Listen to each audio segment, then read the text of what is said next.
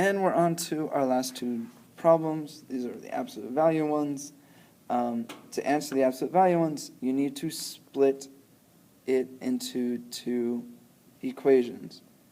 You're going to write your equation just how it is. Let me fix that real quick. Equals 1. And you need to write it again, but this time your number on the right is going to be negative. Because inside the absolute value, you can either put 1 or you can put negative 1. And when you take the absolute value of either of those, you will get positive 1. That's why there's two answers. Anytime you have absolute value, there are two answers. So we're going to solve these separately.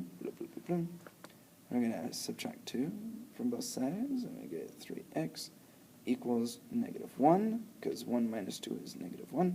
And now we need to get rid of the 3 in front of the x, so we're going to divide by 3, and we got x is equal to negative 1/3.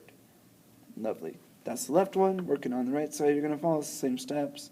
Subtract 2 from both sides to get the x closer to being by itself. Negative 1 minus 2 is negative 3. And now we want to divide by 3 to get it out of the way in front of the x. X is going to be equal to negative 1, because negative 3 divided by 3 is negative 1. Alright, on to our last one. And this one's fun because it has the inequality symbol. When you have that, you're still going to write two equations, two inequalities, and solve them separately. But our answer, it gets more complicated when you have the inequality. So we're going to write it twice. We're going to get x minus 2. And you're going to write one just exactly how it is without the absolute value. And you're going to write another one that's exactly the same, except you will switch the direction of the inequality, and you will make the number negative. Okay? So the two versions you'll write is the one that's exactly the same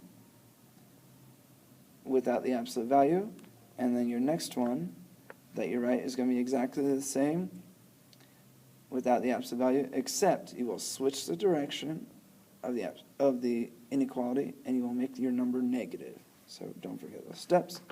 Now it's just a process of solving for x. To do that, you just add 2, and you got x is greater than 3. Here you're going to add 2, and you get x is less than 1. Okay? When you run into a greater than situation, you run into an or compound inequality. So we get x is greater than 3 or x is less than 1. Both of those answers are acceptable if we were to graph it.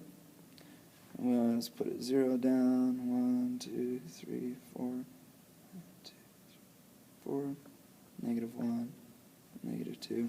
Okay, if we're to graph both of these, let's graph the first one. Put a circle at 3. We're not going to fill it in because it doesn't have the line underneath the inequality symbol. And we're going to shade to the right because it's x is greater than 3, which means we need to shade the numbers bigger than 3. So shade right, put it on an arrow there. Okay, we're going to graph our right one, put a circle at 1. We're not going to fill it in.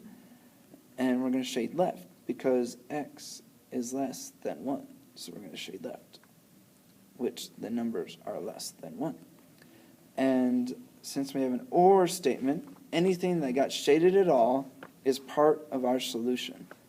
So if we were to write this guy in interval notation, it'd just go from negative infinity up to 1 with open or circular brackets because it's an open circle.